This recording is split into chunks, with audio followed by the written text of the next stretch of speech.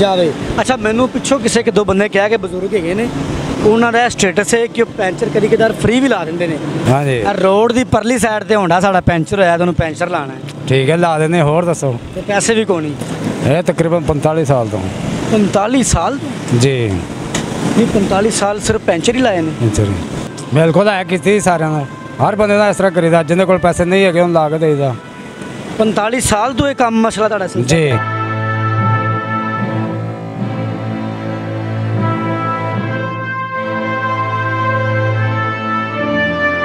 मुदस्सिर की बातों को लाइक करें, सब्सक्राइब करें और बेल आइकन को प्रेस करें ताकि नए आने वाली अपडेट आप तक पहुंच सके। एक बुजुर्ग हैं साइकिल पे खड़े हैं और हमने उनसे जाके अर्ज़ करनी है कि बाइक पंचर हो गई है, खुदारा पंचर लगा दें। अब उसकी रब तरसी देखनी है हमने कि उसमें रब तरसी कितनी है और उसके बदले में हम क्या करते हैं।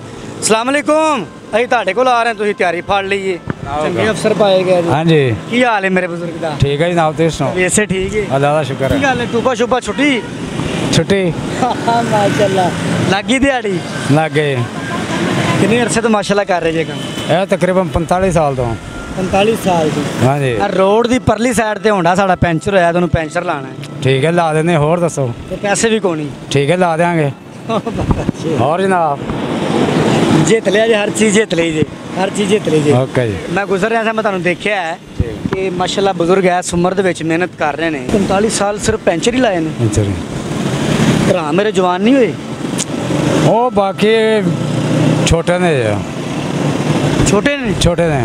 ਅੱਛਾ ਕੀ ਕੋਈ ਲੇਟ ਸ਼ਾਦੀ ਹੋਈ? ਹਾਂ ਕੋਈ ਗੱਲ ਨਹੀਂ ਲੇਟ ਸ਼ਾਦੀ ਦਾ ਫਾਇਦਾ ਵੀ ਹੈ ਤੇ ਨੁਕਸਾਨ ਵੀ ਹੈ। ਨੁਕਸਾਨ ਜ਼ਿਆਦਾ ਹੁੰਦਾ ਫਾਇਦਾ ਘੱਟ ਹੁੰਦਾ। ਅੱਛਾ ਫਿਰ ਤੁਹਾਡਾ ਹੁਣ ਫਾਇਦਾ ਹੋਇਆ ਕਿ ਨੁਕਸਾਨ ਹੋਇਆ?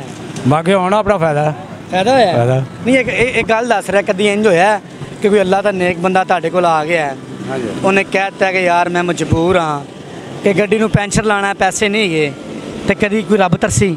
ਬਿਲਕੁਲ ਹੈ ਕੀਤੀ ਸਾਰਿਆਂ ਦਾ ਹਰ ਬੰਦੇ ਦਾ ਇਸ ਤਰ੍ਹਾਂ ਕਰੀਦਾ ਜਿਹਦੇ ਕੋਲ ਪੈਸੇ ਨਹੀਂ ਹੈਗੇ ਉਹਨੂੰ ਲਾ ਕੇ ਦੇਈਦਾ।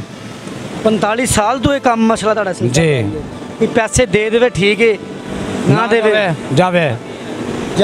ਅੱਛਾ ਮੈਨੂੰ ਪਿੱਛੋਂ ਕਿਸੇ ਕਿ ਦੋ ਬੰਦੇ ਕਿਹਾ ਕਿ ਬਜ਼ੁਰਗ ਹੈਗੇ ਨੇ ਉਹਨਾਂ ਦਾ ਸਟੇਟਸ ਹੈ ਕਿ ਉਹ ਪੈਂਚਰ ਕਦੀ ਕਦਾਰ ਫ੍ਰੀ ਵੀ ਲਾ ਦਿੰਦੇ ਨੇ।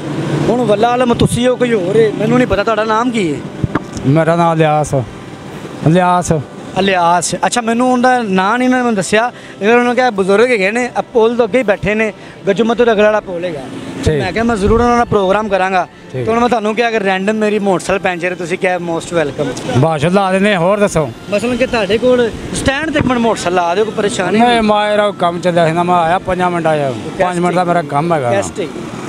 ਰਿਕਵੈਸਟ ਬੱਚੇ ਆ ਤੁਹਾਡੇ? ਉਹ ਜਨਾਬ ਸਾਡਾ ਸਿਰਫ 5 ਮਿੰਟ ਦਾ ਕੰਮ ਹੈਗਾ ਹੁਣ ਸਿਰਫ। ਅੱਛਾ ਹਾਂਜੀ ਨਹੀਂ ਤੇ ਸਾਡੀ ਮੋਟਰਸਾਈਕਲ ਨੂੰ ਪੈਂਚਰ ਲਾ ਦਿਓਗੇ? ਲਾ ਦਿਆਂਗੇ ਲੈ ਆਓ।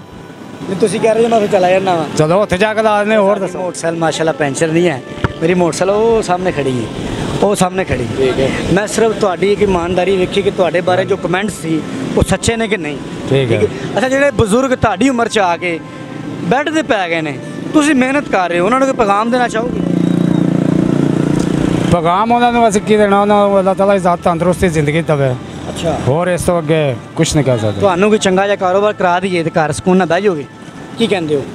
ਮੇਰੇ ਲਈ ਇੱਕ ਮੌਕਾ ਤੁਹਾਨੂੰ ਮੈਂ ਦੇਣਾ ਚਾਹ ਰਿਹਾ ਕਿ 40-50 ਹਜ਼ਾਰ ਦੀ ਇਨਵੈਸਟਮੈਂਟ ਇਹਨੂੰ ਮਜ਼ਾਕ ਨਹੀਂ ਸਮਝਣਾ ਸੀਰੀਅਸ ਗੱਲ ਹੈ। ਜੋ ਮੈਂ ਆਪਣੇ ਹੱਥੀਂ ਆਪਣਾ ਕੰਮ ਕਰਨਾ ਮੈਂ ਉਹੀ ਕਰਨਾ ਬਾਕੀ ਦੂਸਰਾ ਦੇ ਤਹਿਤ ਕਿਸੇ ਦੇ ਨਹੀਂ ਕਰਨਾ। ਮਤਲਬ ਕਿ ਕਿਸੇ ਦੇ ਸਿਰ ਤੇ ਨਹੀਂ ਆਪਣਾ ਨਿਜ਼ਾਮ ਆਪਣਾ ਮਾਸ਼ਾਅੱਲਾ ਆਪਣਾ।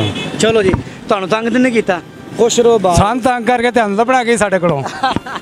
नाज़रीन ये थे बुजुर्ग मैंने एक रैंडम मेंशन किया कि बाइक पंचर है उस तरफ तो आकर ना आप पंचर लगा दें तो पैसे भी नहीं हैं तो इन्होंने मेंशन किया आप आए मैं लगा देता हूँ। मेरी तो बाइक उधर खड़ी है वो पंचर भी नहीं है तो इनके बारे में जो कमेंट्स थे वो सही हैं लेकिन वो जल्दी में थे।